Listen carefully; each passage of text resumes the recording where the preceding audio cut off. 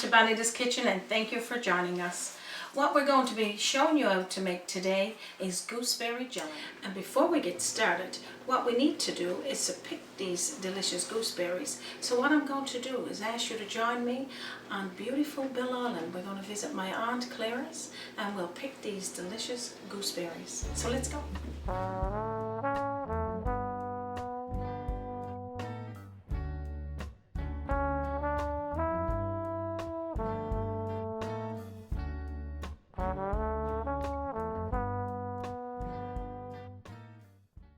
Hi, thank you for joining me here. We're on Bell Island right now. I'm in the backyard of my aunt's place, and we're going to be picking some gooseberries, and they're fully ripe right now, and I can't wait to take them back to my kitchen and make some gooseberry jelly. Okay, so this is what the gooseberries look like, and they got this stone that goes all the ways through, and when you boil them down, what we can do is strain them and make a delicious batch of gooseberry jelly.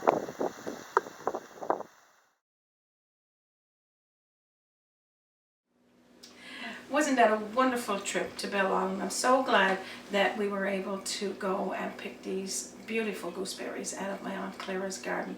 And luckily for me, they were a little difficult to pick. She had some picked for me in advance, so I got that with me as well. So what we'll do now is turn these delicious gooseberries into a gooseberry jelly. Making gooseberry jelly is a little bit time consuming, so for those of you that have made it before, you certainly could agree. But what we'll do is try to make it as simple as possible so it don't be too much work for you. When you are picking your gooseberries, you'll notice that it's got a head and a tail on it. You don't need to take that off. I'll show you what that looks like in a second. Because when you boil down these gooseberries, we're going to boil them into almost a stew. After, we're going to strain it through a cheesecloth and keep it straining so all of the pectin and the juice comes out. And then what you would do, that takes overnight to do that part. So we'll do the boiling, the straining, I'll show you that, and then we'll come back again and do the rest after that's done. So let me show you what the berries looks like with head and the tail on it. Of course, I meant to say the top and the tail, not the head and the tail, but that's okay. As you can see, when you pick it off the vine, this part, the stem, is there. And then this part, which is the tip, that's already there on the berry. You don't need to pick that off. Just leave all of that on. And then as we stew these gooseberries, stewing means boil them on a rapid heat. That will all stay there in the pot, and then we're going to strain it through a cheesecloth. So let's get started. All you need to make gooseberry jelly is, of course, your gooseberries, cleaned, washed, the leaves and stuff taken out, water, boiling water, and sugar. So the sugar part we're not going to be using right now because that's the second portion of this episode. We're going to put the gooseberries into the boiler, top it with water just over the berries. I'm not going to give you amount. I got 7 cups of gooseberries. You might only have 2 cups. So take that for granted that when you put it into your boiler, you'd only put the water just over your gooseberries. So let's get going. So I'm just going to toss my gooseberries all into my boiler. And then I'm going to top it. I boiled some water in advance. I may not need it all, or I might need more, just to speed up the process. And then I'm going to top it off with boiling water. Like I was saying, just to cover. I'm going to show you there now. You can see that it's just covering the top of the gooseberries. That's all you need. So what I'm going to do now is put the lid back on my boiler. And I was telling you that you need it medium to high. We needed this to rapid boil, and when this starts boiling rapidly, I'll show you what I mean by that. And then once we start to see those berries break down and be almost stewed, then I know that it's time to turn it down on simmer let that simmer maybe for 5 to 10 minutes, and then after that we're going to strain it through a cheesecloth, and I'm going to show you what you would need to strain it through. So you're going to need, of course, a strainer and 3 layers of cheesecloth, and cheesecloth is hard to work with, of course. I need to open this up, which when I get it opened up now I'll show you what that looks like in between. So now that I got it open, usually when you buy it is about this size. Just open it once, you'd see that it's probably 2 layers in there, and do that 2 more times just to get the layer like this. So it'll be about 6 separate layers with the 3 separate cloths, because it's 2 in each one. Push this down into your strainer. When our gooseberries are finished boiling and stewing, we're going to strain it into this. Then we're going to take a thread and we're going to tie it, so that we're going to let this gooseberry strain overnight so we get all the juice and all the pectin out of it. So now when my gooseberry starts to boil, I'll show you what that looks like. So after your gooseberries is starting to go on a rapid boil, you could let it boil and boil and boil, and I'm going to show you what that stage looks like before we turn it down on simmer. And as you can see that it's galloping nice there, and that's on a medium to high boil, and around the sides of my boiler you can see that it's got like a little bit of a foam. So what happened there is the gooseberry water and the juice is boiling, it's coming up the pan, it keeps going up and down and up and down, and then after a while the foam stops releasing from those berries, and as you can see it's turning into what I had said, a stew. So take your masher, mash the berries so you could get every little bit of juice and pectin out of those berries. And what I'm going to do now at this stage is turn it down on a simmer for 10 minutes. So after you've mashed all of those berries, you can take your masher out, put it to the side. I got it down on simmer now, so I'll just time that for about 10 minutes. So pretty much that's all you need to do with this first stage. Now some people like to infuse different flavors into their gooseberries, because gooseberries do not have much what you would call a specific taste. The sugar and the berries together would make a delicious jam, of course, or a jelly.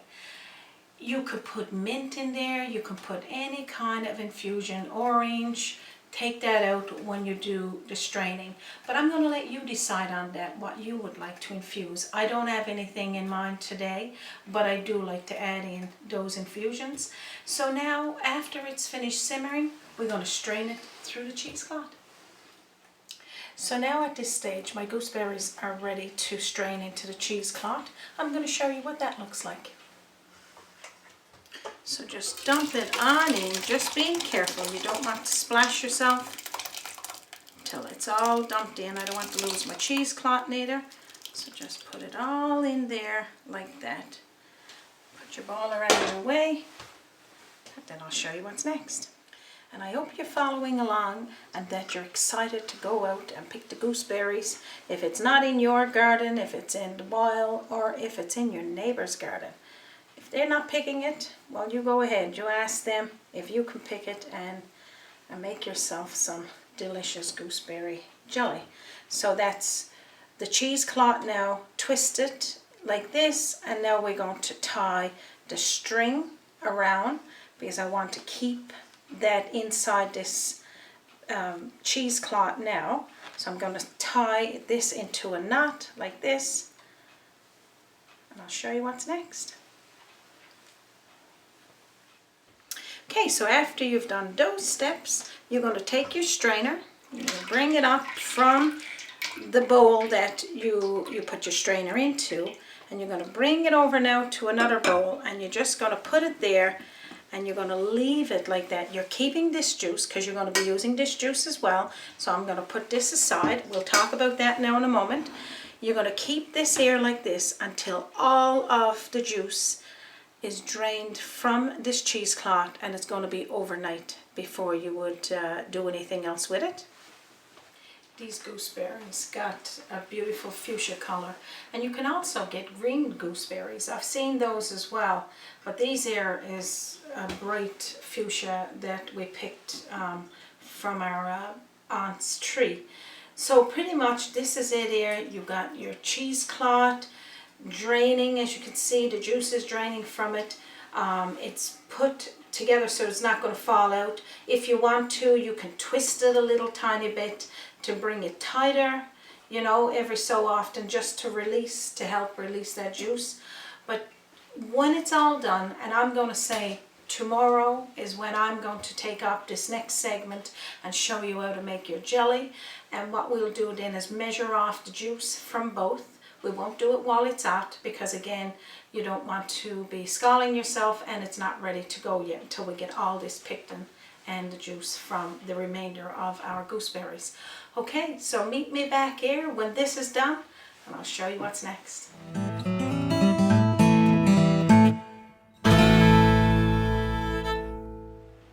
Welcome back to Bonita's Kitchen, and this is of course the next day of our segment that we started out with gooseberry jelly, and I have let the gooseberries drain overnight, and I'll show you what that looks like. So pretty much now all we need to do is start that to boil in our pot. We need sugar. I got our bottles on sterilizing, so let's get started. So what I did was put the gooseberries into some cheesecloth. You can also use a jelly bag, and you can get those in the grocery stores as well. Let it drain overnight. As you can see, it's firm. Everything is gone out of that, all the juice. I got the bowl of juice right here, and I got 4 1/4 cups of juice from this, and from the boil, of course. So we would measure the juice the same as the sugar. So 4 1/4 cups of juice, it'll be 4 1/4 cups of sugar. So what I'm going to do now is start to boil this, put this in the pot, and then I'll tell you what to do with your sugar after that. So like I was saying, there's 4 1/4 cups of juice. So I'm going to pour this right on into my boiler, and then I'm going to talk a little bit about what we're going to do with the sugar before we add it to our juice. Okay, so just pour your juice on into your boiler. Now this of course is at room temperature. What I need for this juice to be at right now is a rapid boil. And then we're going to measure out 4 1/4 cups of sugar. So while I'm waiting for the gooseberry juice to boil, I'm going to talk a little bit about sugar. So I measured out 1 cup of sugar to 1 cup of juice. So there's 4 1/4 cups of juice, so 4 1/4 cups of sugar. You can replace it with a non-sugar, a Splenda, or Twin. There's different ones, and you go the same, 1 to 1. But this recipe calls for you to warm the sugar 20 minutes before you put it into the boiling rapid boil. So what to do is put it in the oven after you've measured out 4 1/4 cups, just to warm on 170 degrees for 20 minutes.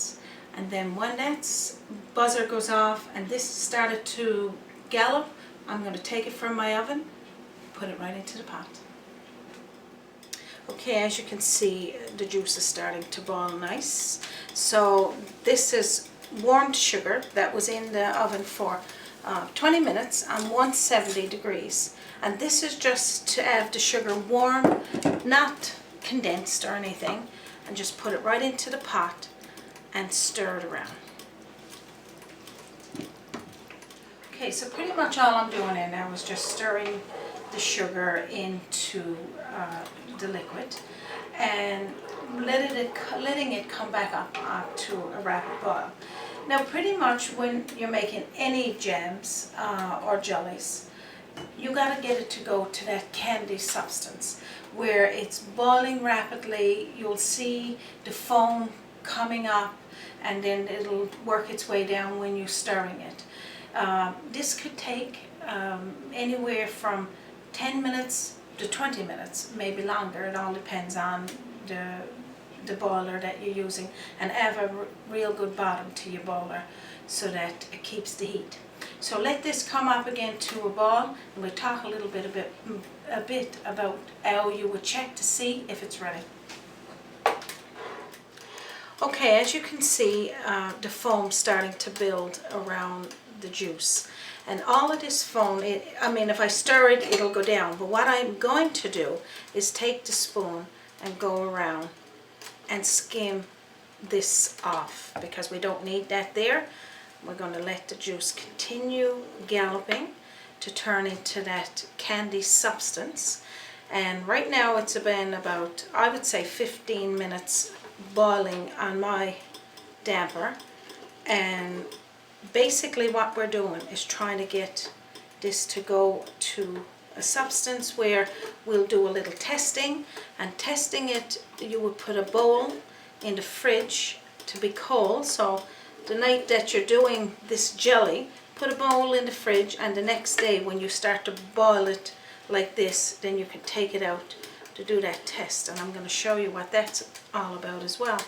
So keep scooping that foam away from the juice. I'm just continue scooping the foam away from the sides. No matter what jam or jelly you're making, patience is everything, because like you said, giving yourself a little bit of time, don't rush it, and don't be afraid that it's overdone or underdone, because this testing, what I was telling you, is when we put a spoon into the juice, and I'll have a cold bowl, and then you take the spoon and put in the cold bowl and just spread that jelly in there, and if it sets, you could tell that when it goes to room temperature and you store it, it will set nice in the bottle. But right now, because it's still foaming, you know it's still going through that cooking stage. So you don't want that in there. Also, during this time, while we're waiting for our jelly to make, put your bottles in a pot and get them sterilizing. So put them on a boil for about 20 minutes to a half an hour, and then turn it off in that hot water, and then we'll have them ready to bottle as well.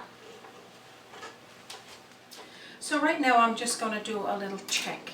I got my bowl here and it's cold. I had it in the fridge overnight, and my spoon as well. So I'm just going to take a small amount of the juice, and then I'm going to put it down into the bowl.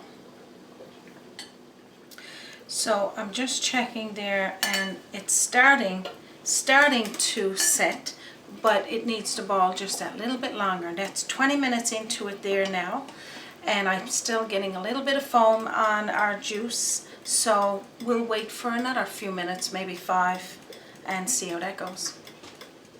So I got my bowl wiped clean and put back into the fridge with the spoon, because I want for it to be cold so we can do that test again. So I'm just scooping off the remainder of this foam. We're a little over 20 minutes now. We're into about 24 minutes on my boiling. Like you said, it could be the same on yours, it could be a little longer, but just remember that it's got to stop foaming, and you got to be able to see that it's nice and firm when you do that test on the cool bowl with the spoon. And we're just about there, and my bottles are ready to go, so I'm going to be taking them off the boil as well.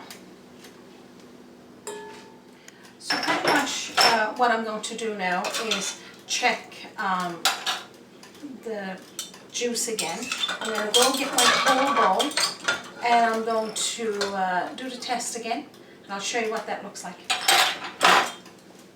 So I'm going to take up another small amount, and I'm just going to put it on the bowl like this, and we're just going to do another little test. And as you can see, it's not even dripping off the spoon there now, and it's got, you can see that it's a little thicker, and even touching it in there, it's taking its time to go back.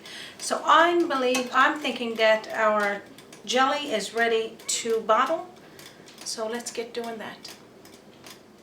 So what I'm going to do here now is pour my gooseberry juice into the bottles, and the bottles were already sterilized in advance, and I got my pot on over there getting it ready so that we can seal it.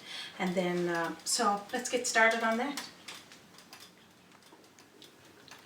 Alright then, so you just continue doing this until all of your bottles are full, and then I'll tell you what's next. So continue bottling off your gooseberry jelly. It smells absolutely delicious, and I'm going to have a little sample of this too, just to have a taste of it to see how sweet it is. But just keep filling up your jars. Okay, so I'm just using, it looks like half cup jars, because I only like to make little jellies when I'm doing the making jams and jellies, and that way when you open it, you only get it open just for a little while and then it's all gone. So this is pretty much what it looks like. So what I'm going to do now is clean off the rims, and then we'll put the caps on. So pretty much what I'm going to do now is just clean around. I'm thinking that I didn't get much on there, but clean around the rims and then put the lids on. All of this been pre-sterilized into a pot of boiling water for 20 minutes to a half an hour. So just pretty much just so that it's not sticky there, and when you go to re-boil your jars, how you would tell that they're sealed, because I'm using these small caps that you can't unscrew and flip. If the middle is sounding like this, it's not sealed. But if the middle is solid, that means they're sealed. So just, and we'll talk a little bit about that after. So what I'm going to do now is continue capping my jars while they're nice and hot, and then I'll talk a bit more about it. So just cleaning off the rim of the last jar, and then I'm going to seal it. So pretty much put your caps on tight, and then when you do the sterilization of these little bottles, you put it in for 5 minutes on a boiling water.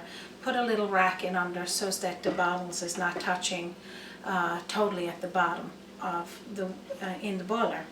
And again, if the lid is not moving, it's sealed.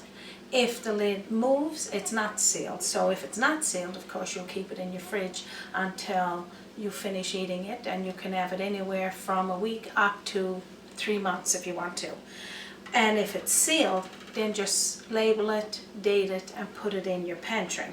I got a nice bowl of the jam put there. I'm going to have a little taste of it. I'm not going to say this is how quick and easy it is to make gooseberry jelly, or any jelly for that matter, but it is easy when it comes to the method and the steps, and this video should help you a great deal. I got a little bit put in there. It was not enough to bottle, so I'm just going to let it sit there in my bowl and use it for some bread.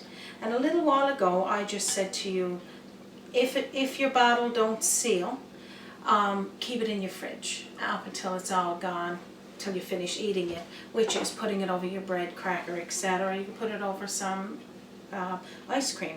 I'm just going to have a little taste here now.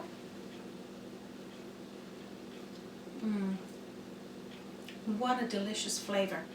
And gooseberries, who would think that gooseberries would taste so flavorful? So pretty much all you would need to do after that is take your mason jars and put into the bath, the water bath. Put it down only up until I only can fit 3 in each one of this here, until it covers your lids. Put it in there for 5 minutes. Let it boil. Take it out. Put it on your countertop. Let it go to room temperature, and then you can store it after you've checked your seal. So that's it. This ends our segment for gooseberry jelly. So thank you for joining us for Bonita's Kitchen today. Please subscribe to our YouTube channel. Hit the link, subscribe, it's free, and it'll prompt you to what you need to do. You can also visit us on www.bonitaskitchen.com. Send us a message on Facebook or on our website. So thank you for joining us for another episode of Bonita's Kitchen. Enjoy your gooseberries from my kitchen to yours. You have a wonderful day.